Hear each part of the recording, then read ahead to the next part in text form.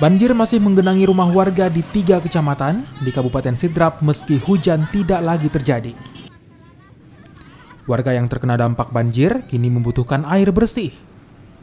Sementara itu, pemerintah Kabupaten Sidrap menyalurkan air bersih dengan menggunakan mobil tangki milik mobil dinas sosial, BPBD, dan mobil dinas pemadam kebakaran.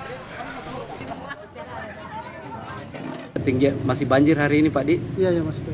Pak, apa yang menjadi kesulitannya warga, Pak? Misalnya air bersih atau apa? Kesulitan di sini air bersih. Air bersih ya? Karena dinamonya itu sudah terendam. Terendam air. Pak, pakai air bersih sini, Pak, pakai apa? Pakai pompa? Pakai enggak. Dari air? Enggak, pakai apa namanya? Sumur.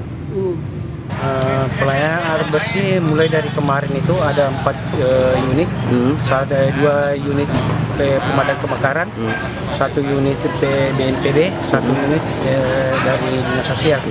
Jadi kita membagi tugas masing-masing PMK wilayah Salomalori, sedangkan BNPB sama dinas sosial itu daerah Tanjung Pedo dan Kalosi.